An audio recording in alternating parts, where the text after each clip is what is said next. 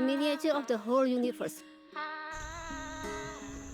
Begitu kesini mikir, kemudian melihat semua pola-pola di alam, melihat pola-pola yang ada dalam diriku, kok banyak kemiripan ya? Ternyata biota di dalam tanah dengan biota di perut kita sama, ya kan? Aliran darah kita sama dengan akar-akar di pohon gitu. Jadi memandang alam, kalau kita menyakiti alam ya sama kayak menyakiti diri sendiri akhirnya gitu. Kita nggak tahu habis ini kita akan ada di situasi yang kayak apa dalam konteks sebagai warga negara. Apa yang kupilih ataupun kita pilih itu benar-benar bisa berdampak ke orang lain tuh karena itu gitu.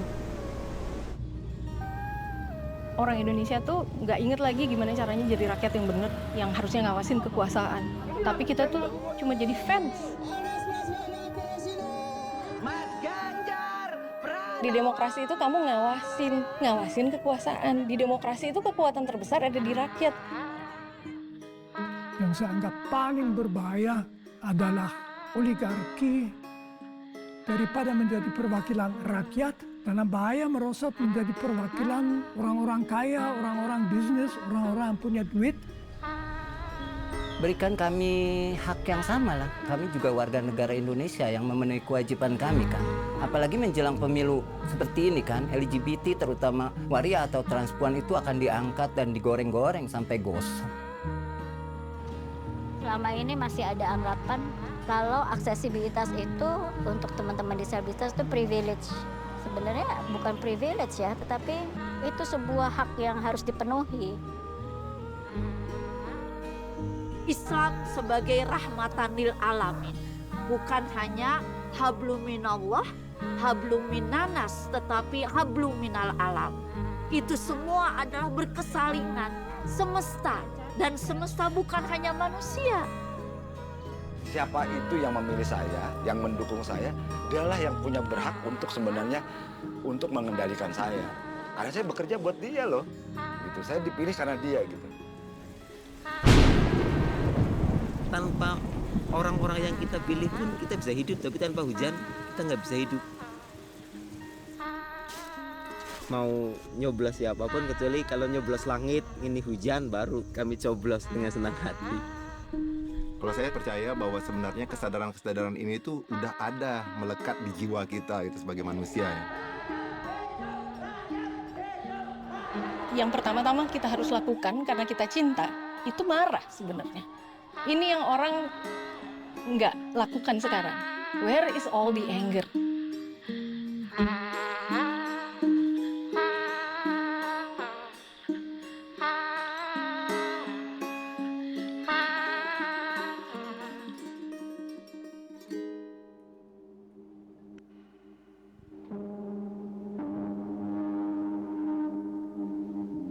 Panggil aku dengan nama asliku. Jangan katakan aku akan pergi besok. Bahkan hari ini aku masih datang. Aku selalu datang untuk tertawa dan menangis. Tiap detak jantungku adalah kelahiran dan kematian dari segala makhluk yang hidup. Aku katak yang bahagia berenang di kolam yang jernih. Dan aku adalah ular yang diam-diam memangsa katak. Aku adalah anak-anak di Gaza, penuh trauma dan amputasi. Aku adalah para serdadu, mafia senjata, dan politisi. Hatiku belum mampu melihat dan mencintai. Bahagiaku seperti sinar surya, memekarkan bunga di seluruh bumi. Sedih dan pedihku seperti sungai air mata, sangat luas mengisi 5 samudra. Panggil aku dengan nama asliku, supaya aku bisa mendengar semua tangis dan tawaku sekaligus. Supaya aku bisa melihat bahwa bahagia dan pedihku itu satu. Panggil aku dengan nama asliku, supaya aku bisa terbangun dan pintu hatiku bisa terbuka. Pintu welas asih.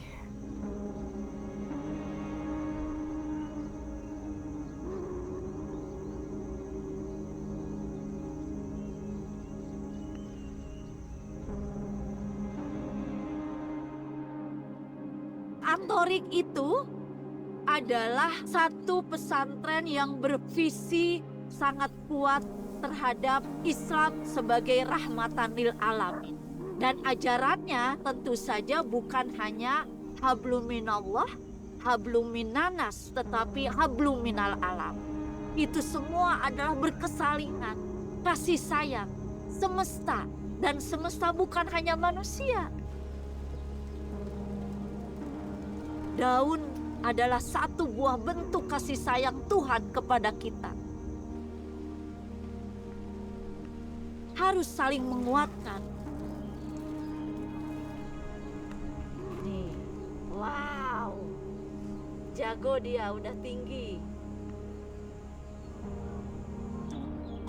Harus memberikan kasih sayang, harus memberikan keuntungan dua-dua.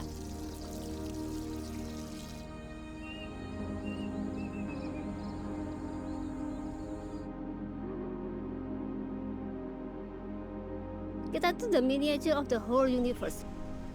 Begitu kesini mikir, kemudian melihat semua pola-pola di alam, melihat pola-pola yang ada dalam diriku, kok banyak kemiripan ya? Gitu. Jadi kalau misalnya nih tanaman tuh kalau kekurangan kalium sama fosfor di awal-awal dia stunting. Manusia pun juga loh ternyata, gitu loh. Ternyata biota di dalam tanah dengan biota di perut kita sama. Ya kan, aliran darah kita sama dengan akar-akar di pohon gitu. Jadi memandang alam, kalau kita menyakiti alam ya sama kayak menyakiti diri sendiri akhirnya.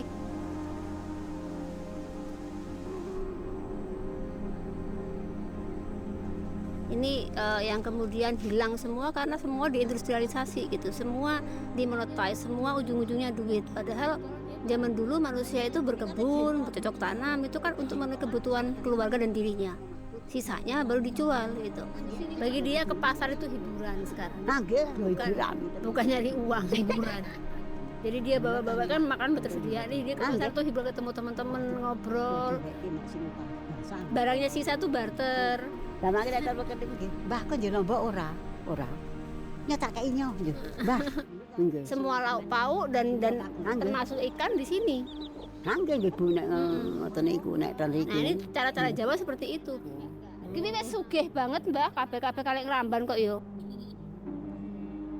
Secara sandang, pangan, papan dan kebutuhan ekologis dan kebutuhan manusia semua terpenuhi gitu tanpa harus saling menghilangkan gitu. Nah sekarang kebalikannya, mereka bercocok tanam untuk dijual, dapat uang untuk beli gitu. Sekolah kita itu kurikulumnya adalah untuk mencetak uang sebanyak-banyaknya, mencari pekerjaan sebagus-bagusnya.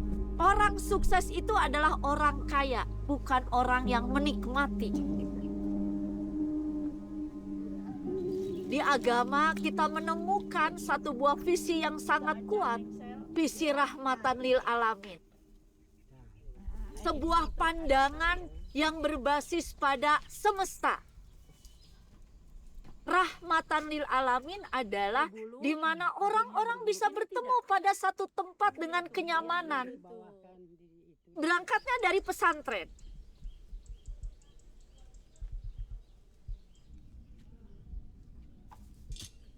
Atorik ini mengembangkan sebuah pendidikan. Semua yang sudah hilang itu harus disekolahkan.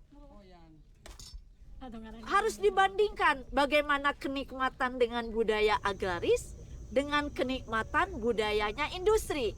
Nah itu tuh harus disekolahkan. Bagaimana bentuknya? Nikmati aja. Nikmati sekeliling kamu yang ada di dunia pertanian ini gitu ya. Jadi menikmati budaya agraris. Bagaimana kita hanya menikmati makanan begitu ya. Tinggal petik-petik aja, menikmati telur, ya tinggal menikmati aja. Itu juga ada sekolahnya di Atorik. ya disekolahkan. Karena ketika bertemu dengan dunia industri, itu sudah tidak ada lagi. Sekolah bagaimana menyusun kayu bakar, karena sudah tidak ada lagi. Bagaimana bertanam padi, ya bertanam padi itu kan monokultur. Tapi dia diselamatkan oleh pertanian polikultur.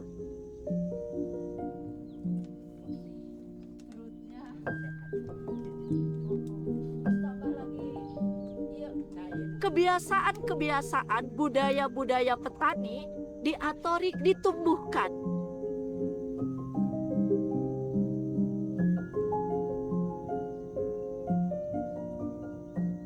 Pepatahnya orang Minang yang bilang guru yang terbaik itu adalah alam semesta. Permakultur itu kan ilmu mendesain ya, tapi dari ilmu mendesain itu kita diwajibkan untuk observasi. Nah, ketika kita observasi ada salah satu prinsipnya itu yang patterns to detail, itu design from patterns to details. Itu kan kita harus memperhatikan pola-pola di sekeliling kita. Zaman sekarang ini ada yang namanya slow living itu. Permakultur itu tanpa kita mengetahui apa itu slow living sudah slowing us down. Karena kita dituntut untuk selalu mengamati, selalu melihat sekeliling, selalu sadar dengan setiap keputusan, setiap langkah, setiap pikiran. Karena ternyata apa yang kita lakukan itu ngaruh dengan segala yang di sekeliling kita gitu. Jadi kita harus benar-benar mindful dengan apa yang kita lakukan. Kamu harus menghargai proses, menikmatinya, memelankan diri. Karena dari situ kamu bisa memahami nih, kenapa harus dilakukan, kenapa kamu harus menikmati proses. Karena dengan menikmati input itu, kamu belajar banyak banget gitu loh. Jadi solusinya itu sih, harus kembali ke cara-cara lama, bertahan hidup, mengembalikan skill-skill kita yang hilang. Di galur terus di gejuki tanjani jagung. Skill kita tuh hilang karena kenyamanan sih. Kita terlalu mengejar kenyamanan. Kita nanam pohon.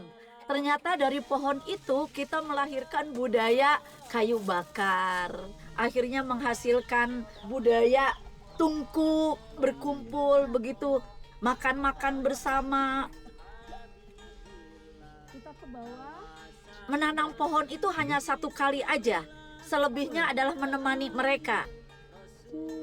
Setelahnya itu adalah memelihara dan memetik hasilnya. Nah, ini bagian dari ekosistem kita nih. Lihat. Kalau tidak ada kasih sayang terhadap tumbuhan, tumbuhan itu tidak akan hidup. Tumbuhan harus dipelihara, tumbuhan harus ditemani, tumbuhan harus didampingi. Itu salah satu bentuk kasih sayang kita. Itu yang paling penting, menemani, menyapa, mengambil keuntungan dari dia. Gampang banget ya? Gampang banget. Coba lihat di Atorik, semua tumbuh lebat. Ini adalah pendidikan yang sebenarnya sudah ada sejak dulu. Sejak nenek moyang kita sebagai budaya agraris.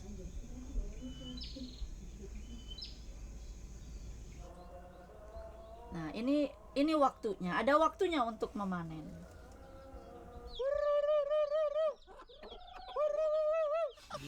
Walau kelihatannya santai begini, karena sudah mungkin udah terkena dampaknya apa ya, logika industri mungkin ya, harus ada beban selalu melakukan sesuatu produktif gitu. Jadi bersantai sudah gak bisa betul-betul bersantai sebenarnya di dalam pikiran ya. Kalau kelihatannya dari kamera gitu enjoy aja, tapi yang canggihnya kan kapitalisme gitu, masuk ke dalam otak, anjir. Sempat berpikir aku kayak, apakah dengan tidak melakukan apa-apa seperti ini gitu kan ya, apakah berguna gitu bagi alam semesta gitu, justru dengan tidak melakukan apa-apa gitu. Ada nggak sih gunanya? Aku menyerap oksigen, pohon menyerap karbon dioksida dari aku.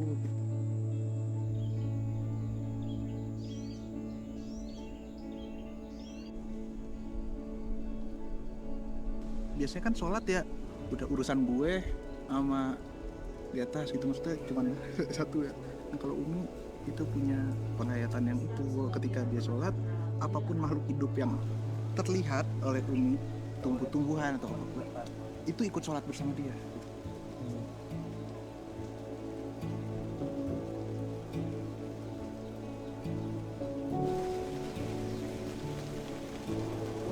Kalau kita ngomong global terus mikirin bagaimana solusi global, kita sebagai orang yang satu orang begini merasa pusing ya. Kita cuma kecil jadi discourage, mau gerak dulu udah petaharan dulu gitu kan, terlalu gede masalahnya.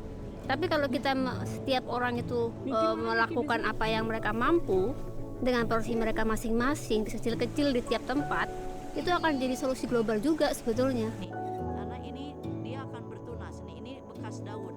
Kami mendidik sekali para santri di sini untuk kamu harus menetap. Besok hari kamu harus punya komunitas. Dan komunitas inilah yang akan menyuarakan perubahan iklim itu. Harus nyata gitu loh.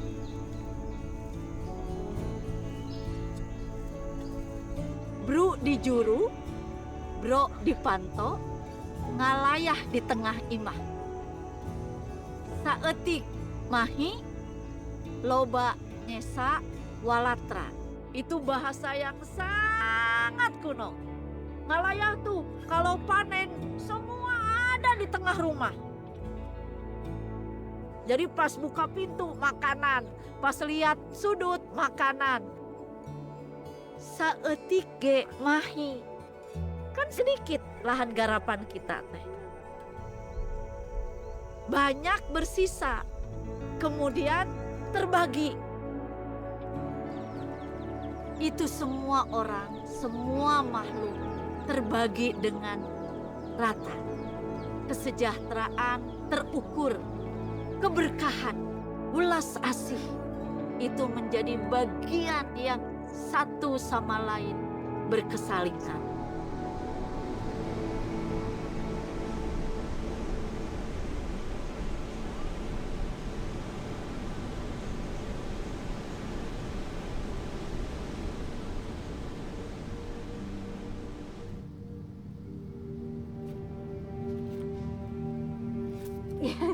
Maksudnya gitu gak sih, kayak suka ada yang gitu kan?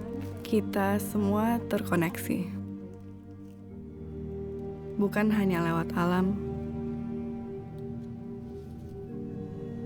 namun bahkan lewat segala pilihan-pilihan dalam hidup kita. Aduh, malu banget, Beb. Bapak aku kan terbiasa untuk membaca ya, majalah berita. Televisi juga harus nonton berita. Jadi aku tuh dulu strict banget dilarang menonton televisi yang bukan tayangan berita. Ya udah ke berita jurnalistik, media. Aku rasa kebiasaan-kebiasaan dan hal-hal kecil itu yang mengekspos aku selama masa pertumbuhanku ikut mempengaruhi gitu. Hal yang mereka lakukan turut membentuk aku. Tapi ini terutama bapakku ya, karena aku lebih banyak berinteraksi dengan dia dibanding ibuku. Kedua orang tua tuh bekerja sampai aku SD 98, kemudian krisis, kemudian si bapak di PHK tidak bekerja lagi, jadi dia jadi bapak rumah tangga. Di masa-masa itu aku ngerasa dia sangat telaten gitu dalam mengurus. Gimana sih kalau kita diurusin sama orang gitu, mulai dari kita bangun tidur sampai kita tidur lagi gitu, dan dia mentelateni segalanya keperluanku gitu. Rasa kasih sayang yang begitu besar ketika dia nggak ada kayak berasa. Satu orang yang menyayangiku dengan tulus di dunia ini nggak ada, dan aku nggak akan bisa menemukan penggantinya walaupun suatu hari nanti aku punya pasangan gitu. Kayak itu yang tertanam. Aku rasa dia yang membentukku sih soal jadi berkat bagi sesama, untuk soal memberi nggak boleh meminta, kayak memberi dari apa yang kita punya walaupun kita kurang. Nilai itu yang kemudian berusaha dibawa di dalam setiap lini kehidupan. akses orang terhadap informasi itu kan juga nggak sama ya. Sementara pilihan-pilihan mereka itu ditentuin sama akses apa yang mereka punya gitu kan. Misalnya aku tinggal di Jakarta, ya exposeku lebih banyak. Aku bisa tahu ada media namanya Kompas, ada media namanya Tempo, Project Multatuli. Privilege banget bisa akses informasi apa aja yang kita mau. Gimana teman-teman yang tinggal di tempat yang akses internetnya aja susah gitu. Akses terhadap informasi adalah sebuah privilege. Dan itu yang akan menentukan pilihan-pilihan kita juga gitu. Di sini kan akses informasi bisa juga timpang dari satu orang ke orang lain. Kalau misalnya nggak ngabarin soal, oh ada loh orang-orang yang kena debu batu bara setiap hari di Jakarta gitu. Napas aja susah, setiap bulan kena ISPA. Anak-anak kecil, ibunya rutin ngebawa anaknya ke rumah sakit untuk penyakit yang sama. Rumahnya debuan. Dan mungkin orang mikir di Jakarta nggak ada yang kayak gitu-gitu. Orang mungkin nggak tahu rusun Marunda tuh apa gitu. Dan itu terjadi. Di kalangan aku aja bisa ada yang nggak tahu soal itu gitu. Coba bayangkan, kalau kita tidak mengabarkan soal mereka yang banyak kesusahan. Ngeri banget dunia gitu, maksudnya orang tahu ini aja kita masih ngeri gitu. Gimana kalau nggak tahu gitu? Serem men, serem banget. Itu kenapa kayak apa yang kita pilih itu benar-benar bisa berdampak ke orang lain tuh karena itu gitu. Kita nggak tahu habis ini kita akan ada di situasi yang kayak apa dalam konteks sebagai warga negara. Jadi kontrol tetap diperlukan.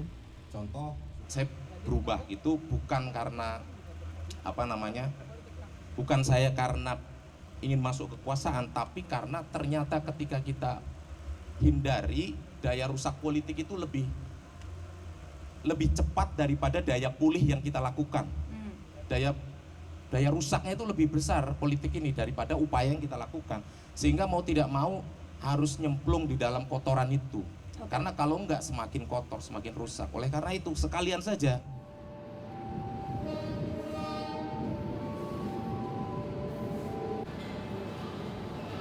Media itu kapitalistik. Kalau di Indonesia dia either dikuasai oligarki yang tentu saja punya kepentingan politik untuk nyetir, sensor dan segala macam, atau disetir pasar. Apa privilege-nya jadi jurnalis? Kamu bisa duduk di kursi paling depan, melihat sejarah dibikin. Di Project M nggak bisa lagi kayak gitu. Kamu harus jadi bagian yang bikin sejarah. Ada sesuatu yang namanya news desert. Jadi ada gurun berita yang sangat luas. Apa sih gurun berita ini? Yaitu perempuan di rural area, konflik-konflik warga sama perusahaan.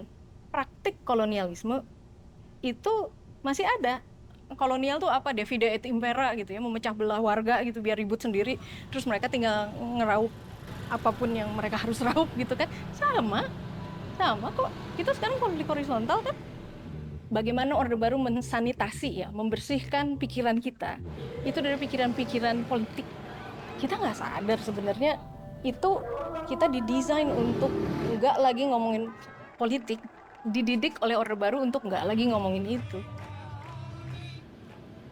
Masa apolitis, warisan Orde Baru yang disebut sebagai masa mengambang gitu. Ikut berjoget, terbawa suasana. Orang Indonesia tuh nggak inget lagi gimana caranya jadi rakyat yang bener, yang harusnya ngawasin kekuasaan. Tapi kita tuh cuma jadi fans. Orang tuh gampang terpukau oleh hal-hal yang sangat superficial. Oh, si ini mah orangnya baik.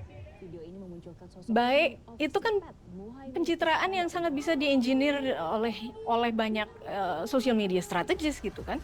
Nah ini kan mesin yang kita sebut di Indonesia sebagai buzzer, political influencers, social media strategis, ada mesin besar di belakangnya itu. Mau golput, mau milih 1 dari 3, apapun pilihanmu di 2024. Sesudah itu, balik lagi dong jadi rakyat ngawasin kekuasaannya gitu. Termasuk orang yang kamu pilih. Bukannya dijadiin idola yang kamu bela-belain gitu kan, apapun yang dia lakukan gitu. Yang terjadi 10 tahun terakhir itu kan sangat kental begitu. Cinta itu perwujudannya kayak apa sih? Yang pertama-tama kita harus lakukan karena kita cinta, itu marah sebenarnya. pertama-tama itu harus marah dulu. Ini yang orang nggak lakukan sekarang. Where is all the anger?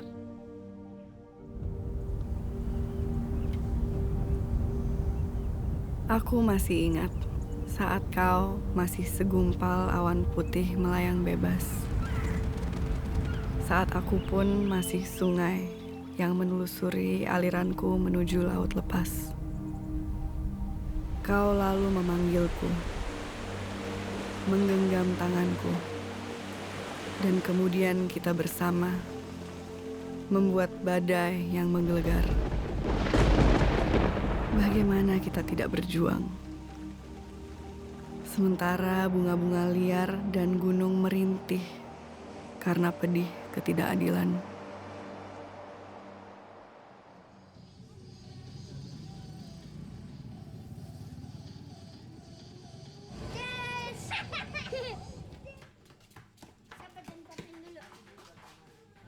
Di sini kan memang terkenal daerah ini ya, daerah terkumus Asia ya, Kampung Duri ini. Jadi ya kebetulan juga kita di sini dekat pasar. Jadi kayak teman-teman ini, maaf ya, sebagian teman-teman ini kan memang mengamen. Jadi mereka sambil jalan mengamen kayak Erika, dia mungut-mungutin ini. Terus kayak Cika juga dia mungut-mungutin seperti ini. Mungut-mungutin kayak baju-baju bekas, plastik-plastik. Kayak di sana lagi bikin apa kayak bunga gitu, itu dari sedotan yang memang sudah kita cuci, Mas. Nah ini yang tadi aku bilang memanfaatkan barang-barang yang udah memang numpuk-numpuk kan, nggak terpakai. Memang sengaja teman-teman kadang nongkrong-nongkrong di rumah-rumah makan, nungguin yang dibuang-buang. Kayak Rika gitu ya.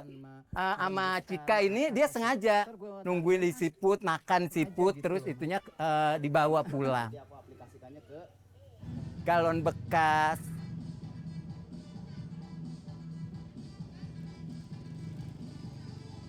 Di sini memang dari dulu itu tahun 70-an sudah banyak sekali transpuan atau waria yang menetap di Kampung Duri sini. Jadi di sini memang wilayah yang ramah terhadap transpuan atau waria. Jadi di sini memang tempat transitnya kaum waria yang datang dari berbagai daerah.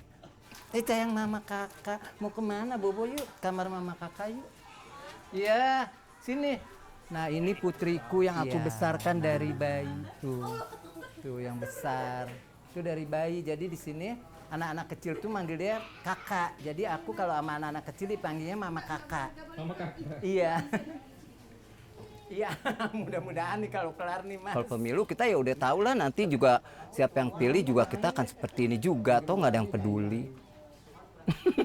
Maunya seperti itu ya didengar lah, kami juga kan milih gitu kan. Kami masih disisihkan, dibully. Untuk kerja juga kami selalu susah kan. Apalagi untuk kerja di pemerintahan sangat-sangat susah, meskipun ada 1 atau 2 orang yang bisa. Karena kan juga kami juga mempunyai kepintaran tersendiri kan. Nah, ini yang udah dijadiin baju, ini buat di dalam karena aku belum rapi. Jadi ini nanti akan dijadikan kostum Mas, bajunya. Berikan kami hak yang sama lah dengan warga negara lain, karena kami juga warga negara Indonesia yang memenuhi kewajiban kami kan. Apalagi menjelang pemilu seperti ini kan, LGBT terutama waria atau transpuan itu akan diangkat dan digoreng-goreng sampai gosong. Kan belum tentu loh yang kepilih itu, yang kita pilih itu peduli terhadap lingkungan di sini. Untuk masalah lingkungan ini nggak cukup setahun sampai 5 tahun nggak cukup. Jadi ya udahlah kita aja yang peduliin dulu.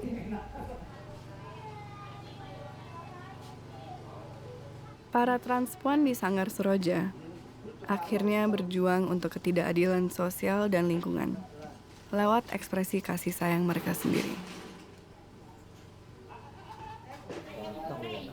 Kayak hantu laut. Kayak hantu apa? Kayak hantu laut.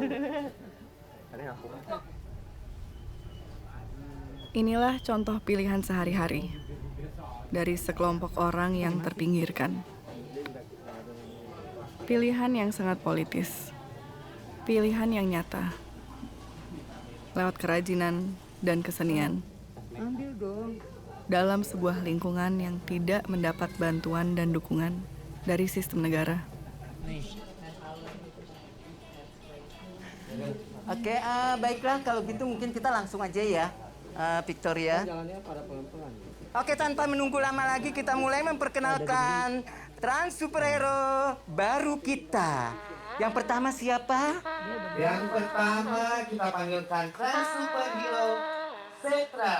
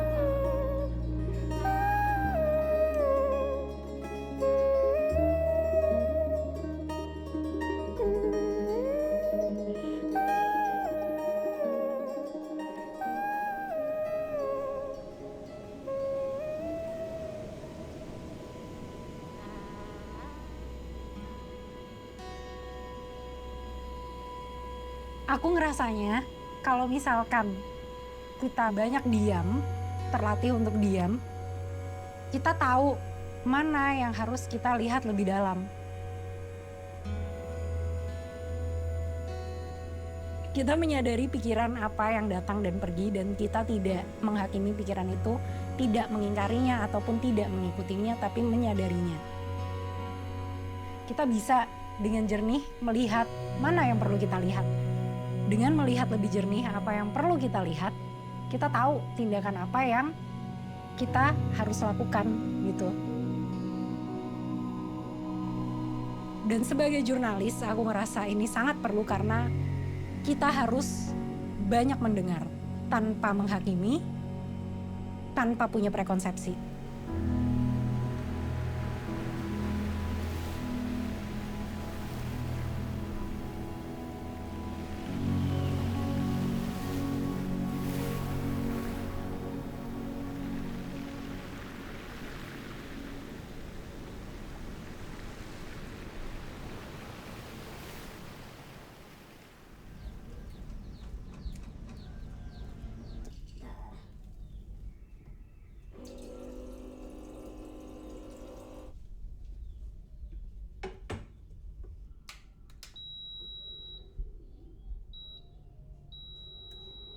Baru restock.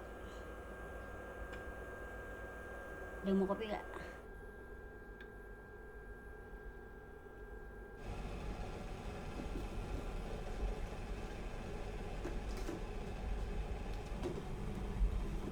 Apakah kita ingin dilahirkan atau tidak? Buatku harusnya freedom of will juga menyangkut soal itu. Siapapun yang memilih untuk melanjutkan hidupnya atau tidak melanjutkan hidupnya, itu adalah pilihan manusia ya. Kalau kita berpikir secara ruang lingkup agama, penghakiman hanya milik Tuhan, ya pilihan untuk tidak melanjutkan hidup lagi itu kita tidak bisa untuk menghakimi dia. Karena kita nggak tahu ada apa yang ada dalam diri setiap orang.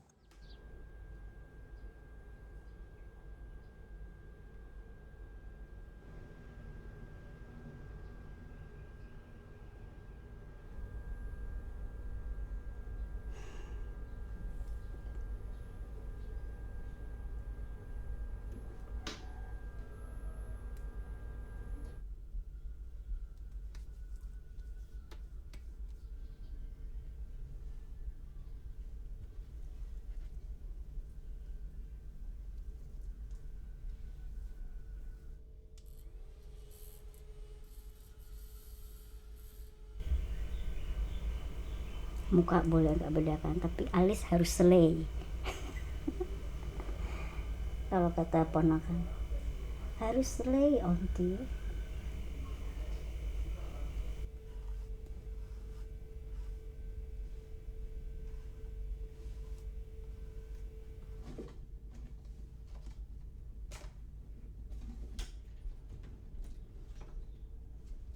Selama ini masih ada anggapan kalau aksesibilitas itu atau akomodasi yang layak untuk teman-teman disabilitas itu privilege.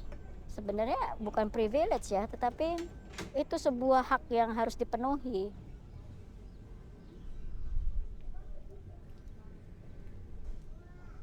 Karena aku pernah kekunci di lift.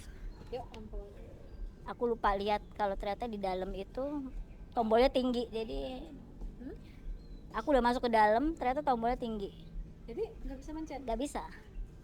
Jadi aku nunggu ada orang masuk.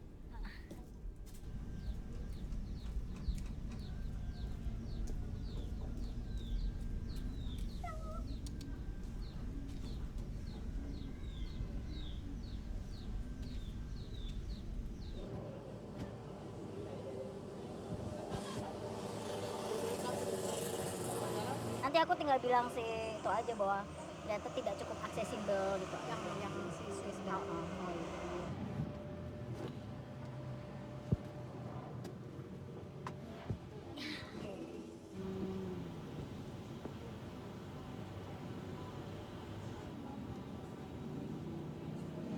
Kan berarti cuma memastikan aja toh ini kan. Kalau dia ribut, oke, kita sini. Kalau ke atas berarti ada liftnya ya? Oh iya, ada banget. Oh ini, aku pakai lift. Ada toilet buat kursi roda gitu Pak, aksesibel? Ada, oh yang sebelah situ, oke. Untuk acara biasanya toiletnya sebelah mana? Di sini, ayo kita cek toiletnya. Sulit nih nanti teman disabilitas. Nah, ini loh, dari set muternya nih. Ini harusnya nggak ada nih. Aku mikirnya estetik tapi nggak mikir fungsi. Nah, kan? Ini juga nggak ada handrail kan? Ini malah ada handrail nih. Kenapa yang cowok lebih aksesibel? Sebenarnya harusnya agak kesini nih.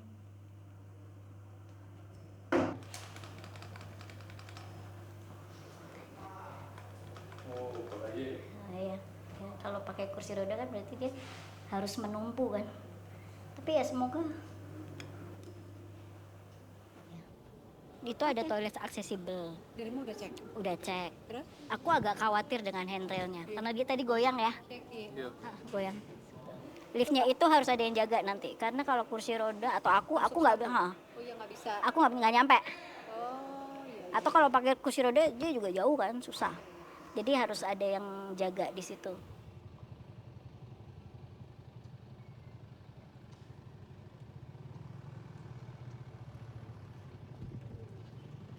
Bagusnya memang ada tempat parkir khusus disabilitas. Tinggal di ramnya tadi dilandaikan lagi untuk dari tempat parkir sampai ke ruang tunggu. Untuk naik ke Metro Dewatanya mungkin bisa lebih landaikan lagi anak tangganya. Dari dan menuju terminal sepertinya perlu dibuat lebih aksesibel.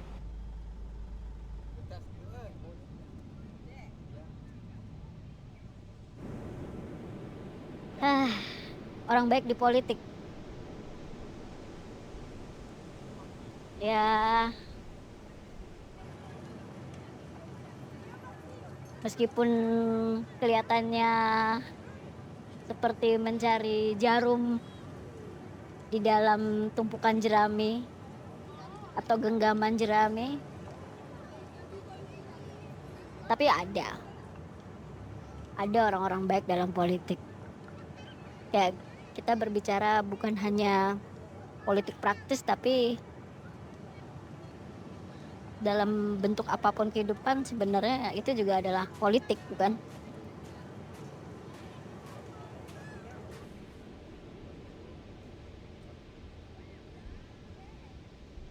Sepintas Anggiasari tampak seperti aktivis. Namun, ia adalah staf ahli wakil ketua MPR RI. Anggiasari berusaha masuk ke dalam sistem untuk mengubah dan terus mengawal kebijakan untuk teman-teman difabel. Di tahun 2019, Anggiasari menjadi calon legislatif dari salah satu partai politik mapan. Walau pada akhirnya, ia tidak terpilih menjadi wakil rakyat. Orang masuk politik itu harus punya hubungan dan yang punya duit. Kalau perlu 4 miliar atau 6 miliar untuk menjadi wakil rakyat. Satu dari berapa di DPR, 600 lebih orang. Masing-masing perlu 4 miliar. Gimana itu? Saya sebagai guru besar dulu gaji terakhir 10 tahun yang lalu 5,5 juta per bulan. Kalau menjadi wakil rakyat berapa bulan dan tahun saya tidak boleh makan baru terkumpul. Tantangan yang saya anggap paling berbahaya adalah yang disebut oligarki daripada menjadi perwakilan rakyat. Dalam bahaya merosot menjadi perwakilan orang-orang kaya, orang-orang bisnis, orang-orang yang punya duit. Saya memutuskan untuk menyatakan berhenti dari jabatan saya sebagai presiden. Kita sadar setelah reformasi, kalau menjadi ukurannya setelah reformasi, itu semakin lama demokrasinya semakin menyempit. Jadi hak-hak untuk memperjuangkan kita itu semakin kecil. Kita udah nggak bisa lagi menyalurkan aspirasi kita secara nyata gitu ya ke partai politik yang ada. Datangnya dengan kekecewaan, dengan frustasi melihat partai politik yang ada dan kita membayangkan bikin partai politik baru dengan isinya orang biasa aja gitu. Hari ini partai politik rusak semua dan kita pengen bangun yang berbeda gitu, yang benar-benar memungkinkan orang biasa untuk terlibat dengan santai gitu. Nggak perlu ada cukong, nggak perlu ada macam-macam gitu.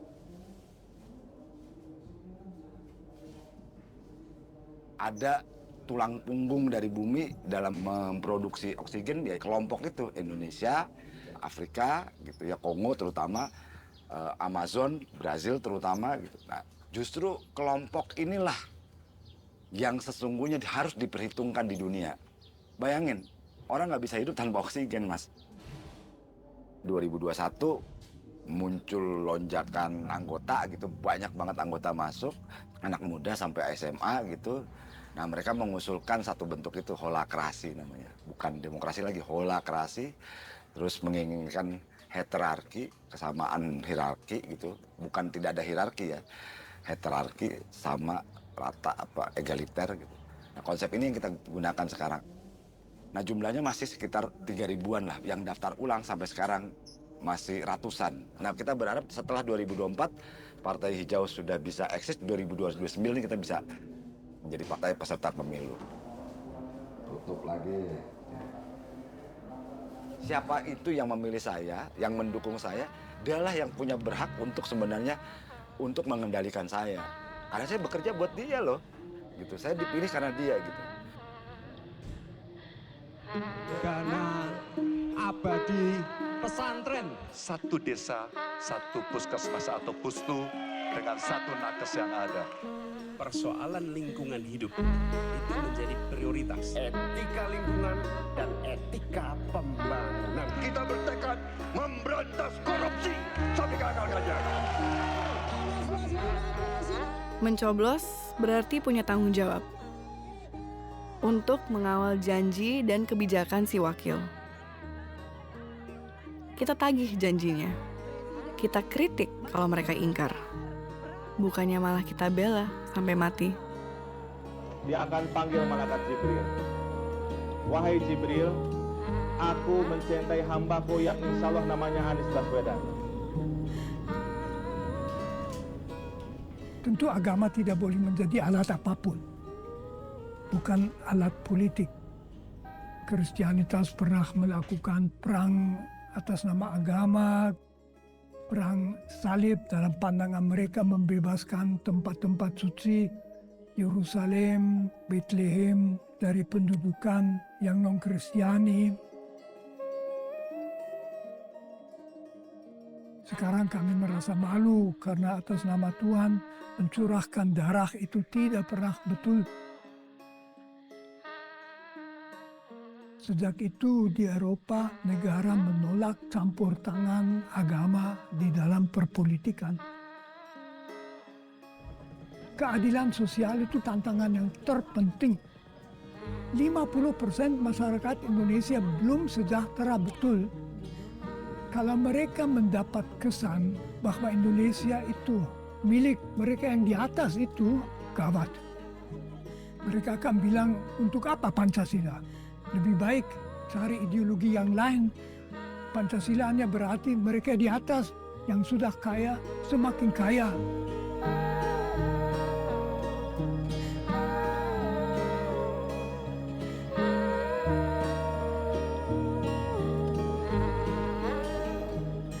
Ada sesuatu yang nggak bisa dikuasai oleh negara. Misalnya begini, ozon itu punya siapa sih?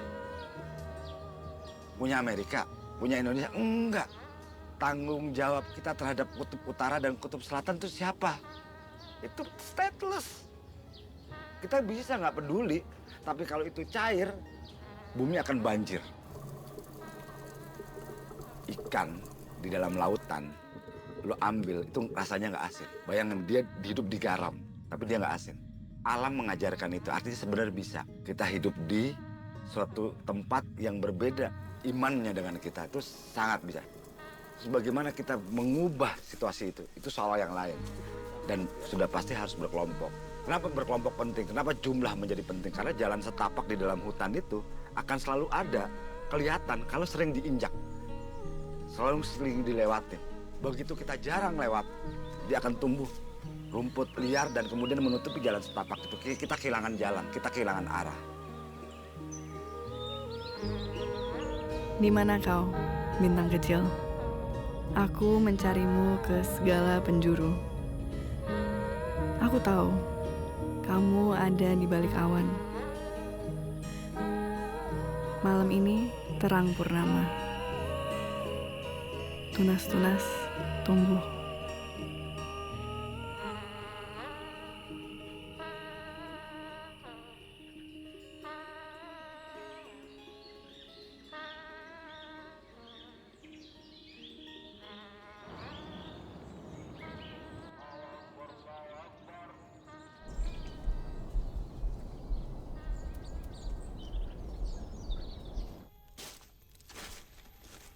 Standarnya kan emang miskin ya seperti saya gitu,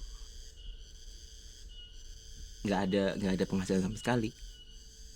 Kalau saya sih emang bener-bener nggak megang sama dosen sekali, tiap hari, tiap bulan, tiap tahun pun bahkan nggak megang langsung. Mau nernakin tapi susah karena ini bisa buat lauk. Jadi kalau emang larvanya itu bisa dibuat kayak pepes, nanti dia di sambel kayak pakai kelapa muda gitu.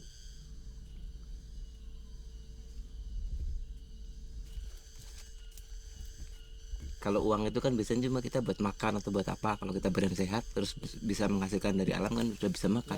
Uang buat apa?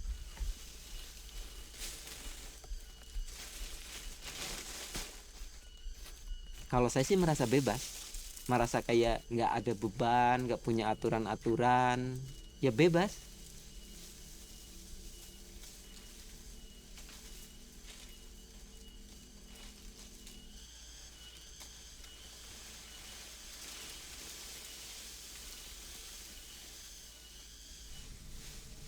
Dulunya ya sama orang-orang kalau hidup itu ya punya standar masing-masing. Ada di sini, ada di sini, di sini. Kalau sekarang kan saya malah justru aneh ketika kenapa harus punya standar hidup harus begini, standar layak harus begini. Kan saya nyebutnya juga hidup saya kan mundur ke belakang, kan emang semundur itu. Makanya dari pandangan orang-orang ya emang nilai saya semakin turun. Tapi kalau di saya enggak, saya semakin naik.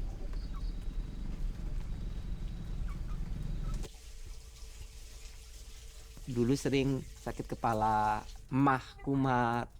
Sekarang udah nggak ngerasain itu semua. Padahal dulu ada penghasilan, sekarang nggak ada penghasilan. Tapi bisa sebeda itu gitu.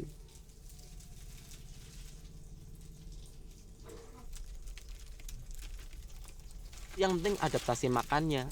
Kenapa adaptasi makan? Karena emang makan itu kan kebutuhan paling keluarga. Nggak punya duit, nggak punya duit, kaya, miskin, ya kamu harus makan kalau mau melanjutkan hidup gitu. Jadi itu saya mikirnya dulu ya makan dulu. Gimana caranya saya bisa menghasilkan sesuatu yang bisa saya makan.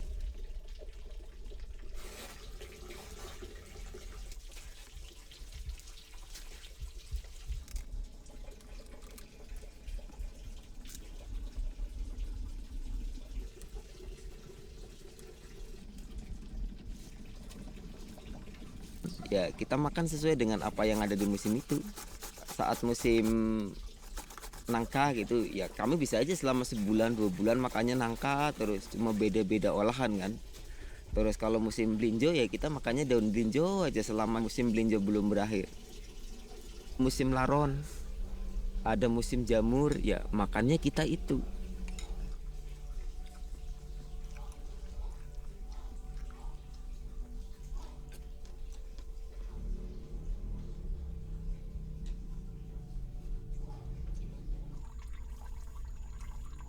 Namanya jamur kuping.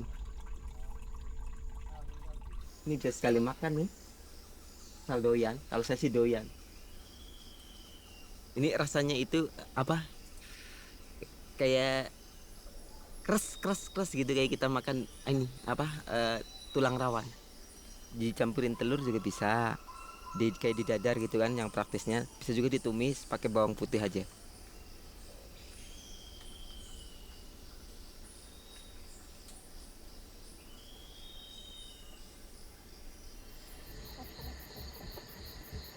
Tangkap dulu. Ini laron irang keluarnya malam. Ini katanya proteinnya tinggi. Tapi ini enak, bisa dibikin peyek, bisa dipelas, bisa digoreng, bisa dimakan langsung juga. Enak. Rasanya itu kayak itu. Mungkin kalau yang familiar itu kayak ulat sagu.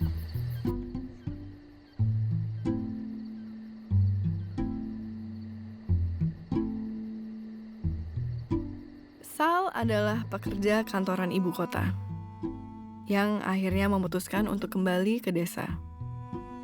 Memenuhi panggilan hati untuk merawat bapak dan ibunya.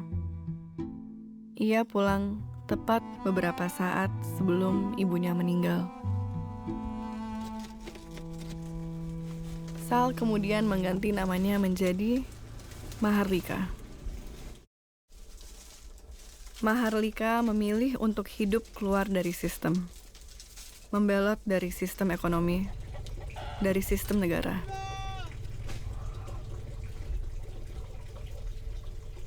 Mahardika itu kayak semacam kemerdekaan, bebas. Kalau dari bahasa Sanskertanya itu kayak Mahardika itu. Jadi merdeka lah. Alam itu berpengaruh sekali dalam kehidupan kami yang emang jadi petani kan. Kalau kayak musim kemarau gitu, kami nggak bisa bekerja, kami ya jumlah makanan jadi berkurang. Sedangkan kalau yang sistemnya kami kan bener-bener ngikutin polanya si semesta itu mau kayak gimana. Musim hujan nanti ya kita pasti banyak berkat, banyak makanan, banyak sayuran. Mau secanggih teknologi apapun, manusia tanpa alam pasti nggak bisa hidup. Tapi kan alam sendiri kan bisa menghidupi dirinya sendiri. Tanpa bantuan manusia pun kan bisa hidup.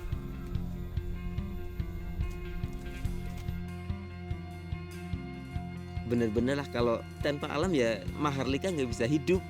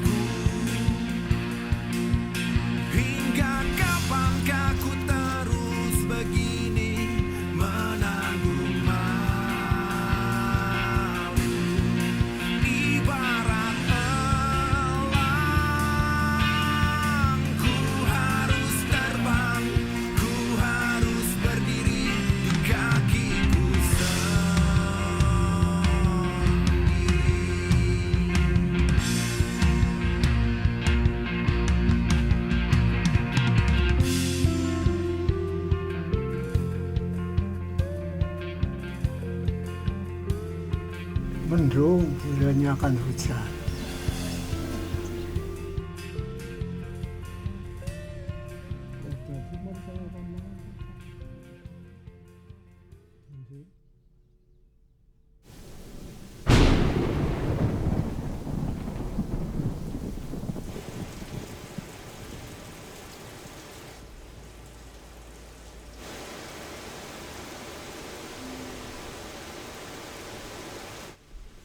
Setelah 6 bulan kemarau, jadi sehari hujan. Ibaratnya kayak kita diikat terus lepas. Kalau nggak hujan kita tuh nggak ada kehidupan, nggak ada air, ya nggak ada kehidupan. Ya emang patut dirayakan. Ya udah, coba nggak hujan setahun 2 tahun, apa yang akan terjadi? Kalau hujan itu benar-benar berkatnya banyak banget, lebih dari apapun lah. Hidup kayak gini kan saya jadi tahu ternyata yang bikin hidup kita itu bukan hanya pekerjaan, tapi dari alam memberikan kita kehidupan.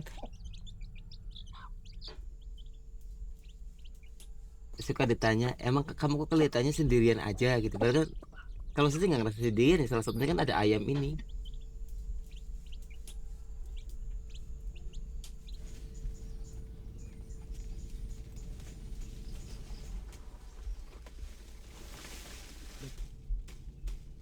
Kalau saya nggak bekerja di ladang ya nggak bakal bisa makan kan.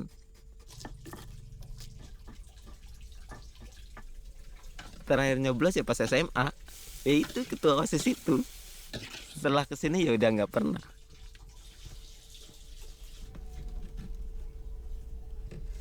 Mau milih siapapun ya kalau misalnya nggak ada hujan ya kita nggak bisa makan, kita nggak bisa hidup gitu kan. Tanpa orang-orang yang kita pilih pun kita bisa hidup, tapi tanpa hujan kita nggak bisa hidup. Mahardika sendiri gitu mau nyoblos siapapun kecuali kalau nyoblos langit ini hujan baru kami coblos dengan senang hati. Tidak mencoblos adalah pilihan. Namun, pilihan yang berat dan penuh tanggung jawab. Mencoblos berarti kita punya tanggung jawab untuk mengawal janji dan kebijakan si wakil yang kita pilih. Untuk selalu kita tagih janjinya. Dan kita kritik kalau mereka ingkar. Menjadi golput bukannya apatis dan tidak peduli. Namun, justru berarti punya komitmen untuk mengawal dan mengkritik semua calon yang ada. Seperti Mahardika, yang mengkritik keras segala sistem yang mapan dengan hidup di luar sistem. Kadang-kadang kan orang miskin itu kan dianggap sesuatu yang belum merdeka. Kalau saya sih merasa walaupun saya miskin, saya sih merdeka. Merdeka lebih dari merdeka malah. Merdeka dalam artian yang, ya bagi saya sih merdeka sebenarnya, merdeka hidup, merdeka makan, merdeka bernafas, merdeka bekerja, merdeka, ya merdeka semuanya.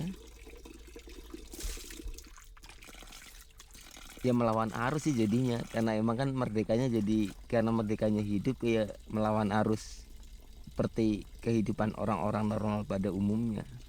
Bebaslah memilih ketika mungkin orang-orang maju ke depan, cari-cari peluang entah apa ke kota gitu. Kami ke desa. Tinggal di desa. Itu kan merdeka juga kan.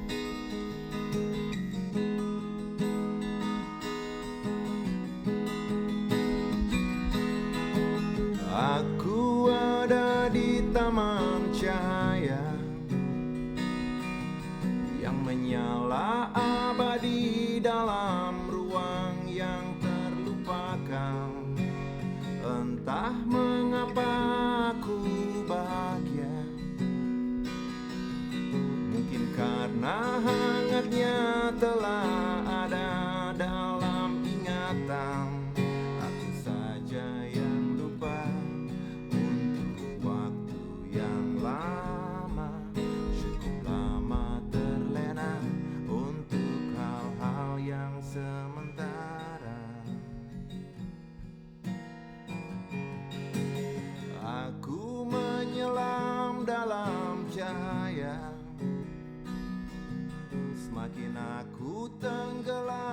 semakin damai ku rasakan. Menurutku sebenarnya pencerahan itu bukan sesuatu yang kita tiba-tiba dapat sesuatu yang baru gitu. Kalau saya percaya bahwa sebenarnya kesadaran-kesadaran ini tuh udah ada melekat di jiwa kita gitu sebagai manusia ya. Entah di mana ku cuma sebutir jiwa.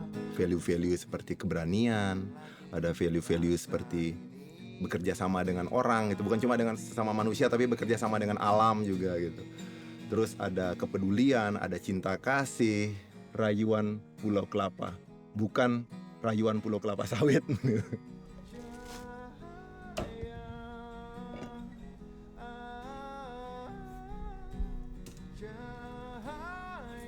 Kadang-kadang kita anggap remeh apa yang kita lakukan kecil itu impact-nya ternyata bisa besar gitu. Dimulai dari hal-hal sederhana yang kecil yang kita bisa lakukan setiap hari.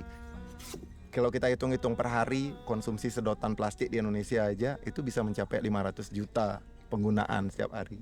Jadi bayangin kalau ada gerakan kolektif individu cuma tidak menggunakan sedotan plastik aja sehari, kalikan dengan masyarakat berapa banyak kita bisa mengurangi pencemaran di alam dengan barang yang namanya sedotan plastik ini. Jangan anggap remeh keputusan simple, karena kalau kolektif itu impact-nya bisa besar. Seperti pilihan Andre dan teman-teman periset di Copernic. Jadi sebenarnya ini untuk respon gimana sebetulnya teknologi yang simple, yang tepat guna, itu bisa ngejawab permasalahan yang ada di komunitas warga.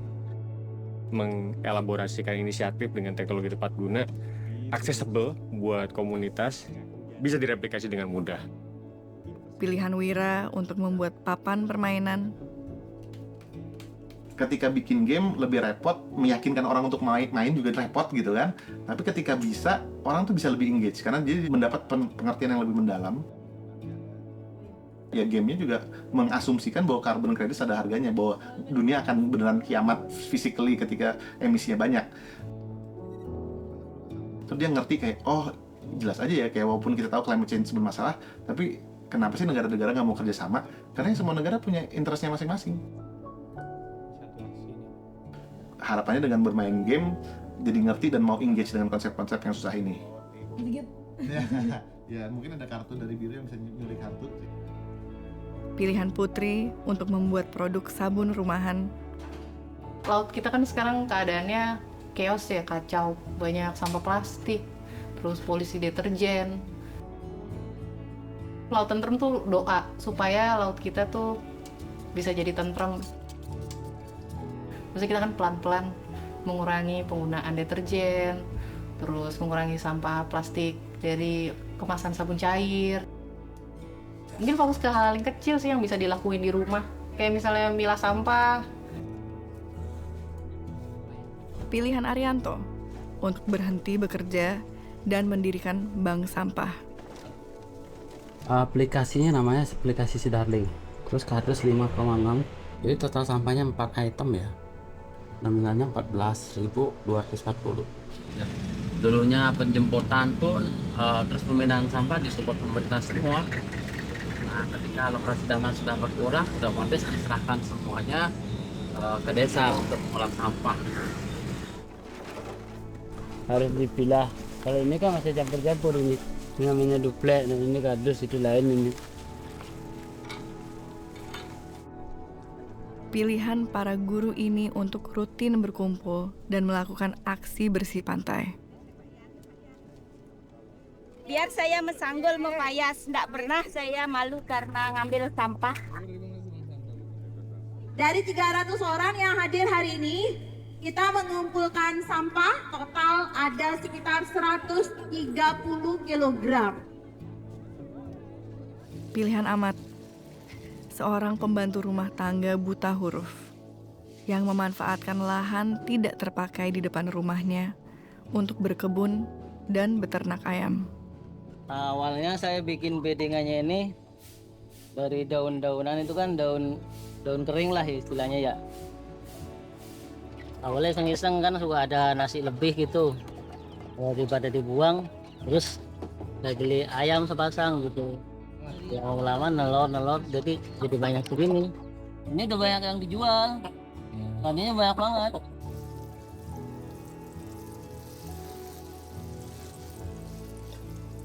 Siapa musuh kita yang sebenarnya? Musuh kita hanya satu, penderitaan. Segala yang kita lakukan setiap hari, dari waktu ke waktu, jauh lebih penting daripada ritual politik 5 tahunan sekali. Untuk selalu sadar dalam pilihan kita setiap saat, lewat musik, makanan, game, teknologi, sabun, sampah, kebun, apapun. Biar hilang dia. Memang kelihatannya remeh. Namun, jika dilakukan bersama-sama, secara kolektif, dampaknya akan sangat masif. Inilah bentuk-bentuk pilihan politik yang sesungguhnya.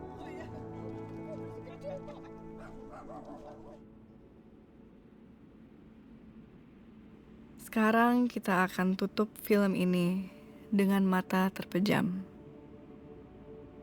Duduk dengan santai. Pejamkan mata perlahan. Tarik nafas dan buang nafas.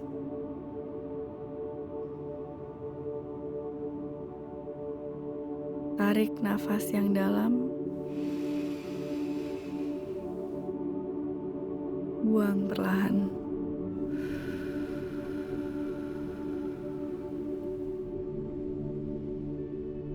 Satu, 2, 3. Diam dan dengarkan segala harapan dan manifestasi.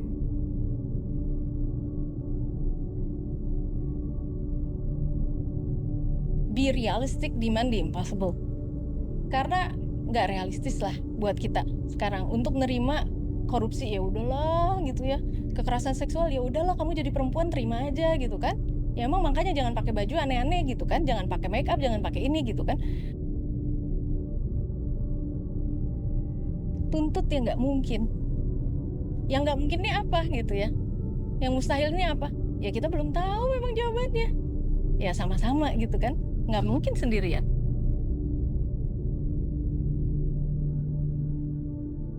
Gimana cara menuju ke sana?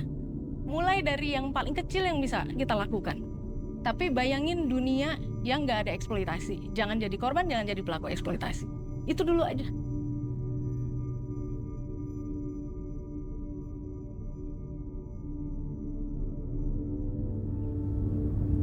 Sanggar Seroja itu pengen sekali punya rumah singgah dari dulu yang bisa menampung teman-teman yang memang sudah nggak berdaya, sudah nggak diterima keluarga, yang sudah dibuang oleh keluarga, itu kan seperti itu banyak. Penampungan kalau memang bukan yang khusus waria itu sangat sulit ya untuk teman-teman. Mama kalau ngomong ini sedih sekali.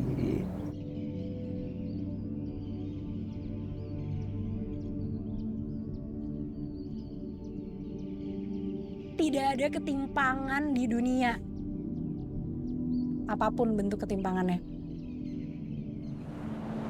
Nggak ada ketimpangan ekonomi, nggak ada ketimpangan pendidikan, nggak ada ketimpangan akses informasi. Kita semua setara.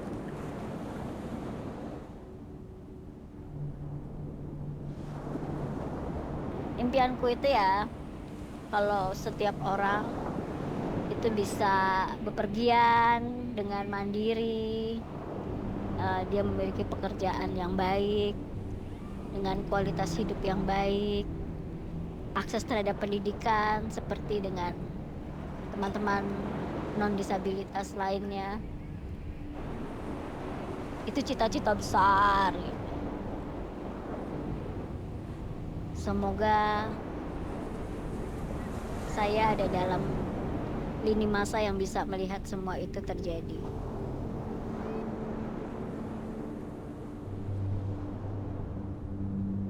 pertanian rahmatan lil alamin semua terbagi dengan sangat merata. Baik itu untuk burung, baik itu untuk ular, baik itu untuk manusia. Dan manusia ini bukan hanya seorang kaum muslim, tetapi rata semua kebagian.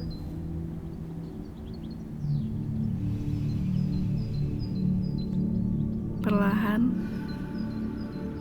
buka mata.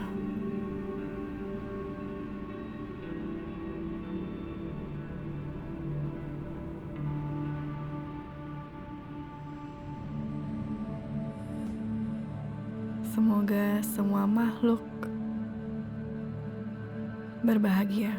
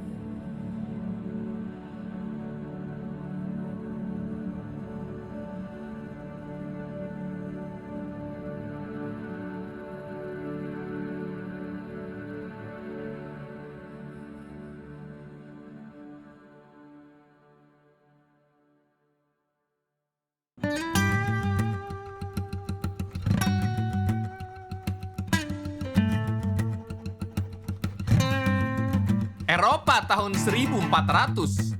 Penyihir diburu orang kudus. Jutaan perempuan diberangus, dibakar sampai hangus. Dituduh diadili tanpa bukti. Asal tunjuk sana-sini. Dihakimi ya sudah pasti mati. Sama nasibnya seperti Gerwani. Kita diburu neraka tanpa pikiran logika. Nurani tumpul dan luka, luka borok penuh nanah. Kita diburu neraka tanpa pikiran logika. Nurani tumpul dan luka, jangan lupakan sejarah.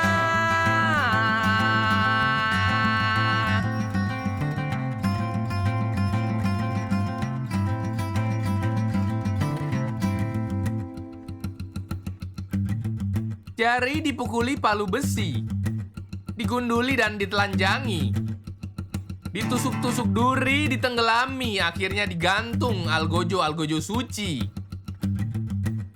400 tahun gonta-ganti paus, jutaan perempuan hangus, diburu terus-menerus, baru berhenti di tahun 1800. Kita diburu neraka tanpa pikiran logika. Nurani tumpul dan luka, luka borok penuh nanah. Kita diburu neraka tanpa pikiran logika. Nurani tumpul dan luka, jangan lupakan sejarah.